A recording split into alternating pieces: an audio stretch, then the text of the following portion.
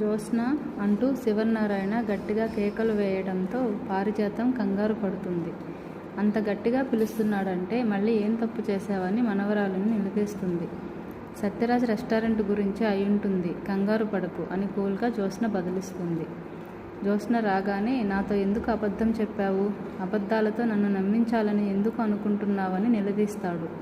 నిజం ఎప్పటికీ బయటపడదని అనుకున్నావా అని అంటాడు. శివనారాయణ దేని గురించి మాట్లాడుతున్నాడో తెలియక జ్యోత్స్న టెన్షన్ పడుతుంది. దాసు గురించి నాన్నకు నిజం తెలిసిపోయిందా అని దశరథ్ అనుకుంటాడు. కంపెనీ నష్టాల్లో ఉంటే దొంగ లెక్కలు రాయించి ప్రాఫిట్స్ చూపించిందని జ్యోత్స్న చేసిన తప్పును శివనారాయణ బయటపెడతాడు. అకౌంటెంట్ను నిలదీస్తే సీఈఓ జ్యోత్స్న చెబితేనే దొంగ లెక్కలు రాశానని ఒప్పుకున్నాడని శివనారాయణ అంటాడు. జ్యోత్స్న తన పరువు తీసిందని శివనారాయణ కోపంతో చిందులు తొక్కుతాడు. జ్యోత్స్నను ఎలా కాపాడాలో తెలియక పారిజాతం సతమతమవుతుంది. నువ్వు జ్యోత్స్నను గుడ్డిగా నమ్మావు. నీ నమ్మకాన్ని జ్యోత్స్న నిలబెట్టలేదని ఎంప్లాయీస్ విషయంలో గొడవ జరిగినప్పుడే అర్థమైందని దశరథ్ కూడా కూతురినే తప్పుపడతాడు. దొంగ లెక్కలు రాసి ప్రాఫిట్స్ చూపించాల్సిన అవసరం ఏముందని కూతురిని సుమిత్ర నిలదీస్తుంది. తన చేతకానితనం ఎక్కడ బయటపడుతుందనే భయంతోనే జ్యోత్స్న ఈ పని చేసి ఉంటుందని శివనారాయణ అంటాడు. రెస్టారెంట్ను సక్సెస్ఫుల్గా నడపడంలో, స్టాఫ్ను మేనేజ్ చేయడంలో, అకౌంట్స్ రాయడంలో ఫెయిల్ అయిందని జ్యోత్స్నకు శివనారాయణ క్లాస్ ఇస్తాడు. నువ్వు టోటల్లీ ఫెయిల్యూర్ అని చెప్తాడు. దీనికి అంతటికీ మనం జ్యోత్స్న మీద పెట్టుకున్న నమ్మకం కారణమని దశరథ్ అంటాడు. కాదని కార్తీక్ అని శివనారాయణ చెప్తాడు. జ్యోత్స్న 24 గంటలు కార్తీక్ గురించే ఆలోచిస్తుంది. కార్తీక్ చీకొట్టినా వాడే కావాలని కోరుకుంటుంది. కోరుకున్నది దొరక్క మూర్ఖురాలిగా జ్యోత్స్న మారిపోయిందని ఫైర్ అవుతాడు. జ్యోత్స్న బాగుపడాలంటే ఒక్కటే మందు ఉందని, అదే జ్యోత్స్న పెళ్ళి అని శివనారాయణ అంటాడు. మంచి సంబంధం చూసి వీలైనంత తొందరగా పెళ్లి చేద్దామని అంటాడు. బావే నా భర్త, తాను పెళ్లి చేసుకోనని జ్యోత్స్న అంటుంది. కార్తీక్ తన భర్త అని తాతయ్యకు చెబుతుంది. చీ నోర్మి అని మనవరాలిని చీత్కరించుకుంటాడు శివనారాయణ. కార్తీక్ దీప భర్త అని సుమిత్ర అంటుంది. మీ ఇద్దరికీ పెళ్లి కాలేదని దశరథ్ అంటాడు. కార్తీక్ తన భర్త అని మీరే చెప్పారని తల్లిదండ్రులతో వాదిస్తుంది జ్యోత్స్న. నిన్ను వద్దనుకున్న మనిషి కోసం వెంపర్లాడటానికి సిగ్గుగా లేదా అని జ్యోత్స్నతో శివనారాయణ అంటాడు. లేదని జ్యోత్స్న బదులిస్తుంది. నీకు 2 రోజులు టైం ఇస్తున్నాను. నువ్వు పెళ్ళికి సరే అంటే నీకు నచ్చిన వాడితో నీ పెళ్లి జరుగుతుంది, లేదంటే మేము చూసిన వాడితోనే నీ పెళ్ళవుతుందని మనవరాలికి వార్నింగ్ ఇస్తాడు శివనారాయణ. పెళ్ళి ఎప్పుడో చెబితే మేము వచ్చి అక్షింతలు వేస్తామని సుమిత్ర అంటుంది. జ్యోత్స్న పెళ్ళిని ఆలస్యం చేయొద్దని దశరథ్ అంటాడు. నేను పెళ్లి చేసుకోనని బావే నా భర్త అని తాతయ్యతో అంటుంది జ్యోత్స్న. నీకు 2 రోజులు కూడా టైం ఇవ్వాల్సిన పని లేదని శివనారాయణ అంటాడు.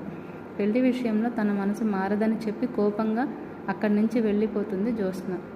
అకౌంట్స్ విషయంలో జ్యోత్స్నను ఏమనొద్దని దశరథ్ సుమిత్రలతో అంటాడు శివనారాయణ. జ్యోత్స్న మనసుతో ఆడుకొని మనమే తప్పు చేశామని, మన వంశానికి ఒక్కగానొక్క వారసురాలు అని శివనారాయణ అంటాడు. తప్పు ఏదైనా జరిగిందంటే అది నా వల్ల, నా కూతురు వల్ల అని దశరథ్ అంటాడు. సత్యరాజ్ రెస్టారెంట్ బాధ్యతలను దీప, కార్తీక్ చేపడతారు. అక్కడి ఎంప్లాయీస్తో కార్తీక్ మాట్లాడుతాడు. మీరు రెస్టారెంట్ తీసుకొని మంచి పని చేశారని కార్తీక్ను పొగుడుతారు. మీరు వచ్చారంటే తప్పకుండా మన రెస్టారెంట్ నెంబర్ 1 పొజిషన్కు చేరుకోవడం ఖాయమని అంటారు. వారిలో తన మాటలతో స్ఫూర్తిని నింపుతాడు కార్తీక్. రెస్టారెంట్ బాగుండడం కోసం ఏం చేయాలో చెబుతాడు. రెస్టారెంట్ మెన్యూ మార్చుదామని చెఫ్తో చెబుతాడు కార్తీక్. తెలుగు సాంప్రదాయ వంటలు చేయడంలో దీప స్పెషల్ అని అంటాడు. ఈరోజు స్పెషల్గా ఏం రాయమంటారని మేనేజర్ అడుగుతాడు. ఉప్మా బిర్యానీ రాయమని దీప అంటుంది. అవి చేయడం నాకు రాదని చెఫ్ కంగారు పడతాడు. దీప చూసుకుంటుందని కార్తీక్ అంటాడు. సొంత వాళ్ళైనా తప్పు చేస్తే కొడతానని అన్నారుగా, ఉప్మా బిర్యానీ సరిగ్గా రాకపోతే నన్ను కొడతారా అని కార్తీక్ను అడుగుతుంది దీప. కొడతానని కార్తీక్ బదిలిస్తాడు. మిమ్మల్ని చూస్తుంటే చిన్నప్పుడు మా డ్రిల్ మాస్టర్ గుర్తొస్తున్నాడని, ఆయన మాటలతోనే భయపెట్టేవాడని, మీరు చూపులతోనే భయపెడుతున్నారని కార్తీక్తో అంటుంది. కార్తీక్ రెస్టారెంట్కు జ్యోత్స్న వస్తుంది. కావాలనే కార్తీక్ను గుద్దుతుంది. నువ్వా, ఎందుకు వచ్చావని జ్యోత్స్నను అడుగుతాడు కార్తీక్. ఫస్ట్ డే కదా, విష్ చేద్దామని వచ్చానని జ్యోత్స్న అంటుంది. అవసరం లేదు, వెళ్ళిపోమని కార్తీక్ బదిలిస్తాడు. నేను కస్టమర్గా వచ్చానని మాట మార్చేస్తుంది జ్యోత్స్న.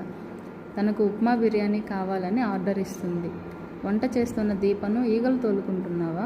రేపటి నుంచి నువ్వు ఇదే పని చేయాలని జ్యోత్స్న సెటైర్లు వేస్తుంది. చీమలు దులుపుతున్నానని దీప బదులిస్తుంది. ఈ వెధవ చీమలు ఏంటో మనం ఎక్కడున్నా వెతుక్కుంటూ వస్తాయి అంటూ కౌంటర్ వేస్తుంది. కానీ ఇప్పుడు బెల్లం నా దగ్గర ఉంది. ఊరికే ఊపుకుంటూ వస్తే కండలు పీకేస్తానని అంటుంది. ఈ రెస్టారెంట్కు ఎవరూ రారని జ్యోత్స్న అంటుంది. నువ్వు ఇక బయలుదేరితే మంచిదని కార్తీక్ అంటాడు. ఇతర కస్టమర్స్ కోసం చేసిన ఫుడ్ను బలవంతంగా తీసుకుంటుంది జ్యోత్స్న. దీప చేసిన ఉప్మా బిర్యానీ స్మెల్, టేస్ట్ అదిరిపోయాయని అంటుంది. సత్యరాజ్ రెస్టారెంట్లో ఇక నుంచి ఫుడ్ ఇలాగే ఉంటుందని జ్యోత్స్నతో అంటాడు కార్తీక్. ఫుడ్ బాగుందనే విషయం తెలియాలంటే జనాలు రావాలి కదా అని జ్యోత్స్న అంటుంది. ఈ ఫుడ్ తిని నేను సింగిల్ రేటింగ్ ఇస్తాను, నెగిటివ్ కామెంట్స్ పెడతాను. సోషల్ మీడియాలో మీ రెస్టారెంట్ను ఎంత బ్యాడ్ చేయాలో అంత చేస్తాను. మీ రెస్టారెంట్కు ఎవరిని రాకుండా చేస్తానని అంటుంది. 150 అని కార్తీక్ అంటాడు. నువ్వు తిన్న ఫుడ్కు బిల్ అని చెబుతాడు. డబ్బులు ఇచ్చి బయలుదేరు అని అంటాడు. నువ్వు ఓడిపోతున్నావనే విషయం నీకు తెలియడం లేదని కార్తీక్తో కోపంగా అంటుంది జ్యోత్స్న. కార్తీక్ గెలుపుకు ఇది తొలిమెట్టు అని దీప అంటుంది. నువ్వు పక్కన ఉండగా కార్తీక్ గెలవలేడని జ్యోత్స్న చెబుతుంది. నేను గెలిపించి చూపిస్తానని దీప ఆన్సర్ ఇస్తుంది. కార్తీక్ గెలుపును ఆపడం నీ తరం కాదని దీప అంటుంది. ఇంతటితో ఎపిసోడ్ ముగుస్తుంది. Subscribe to my channel.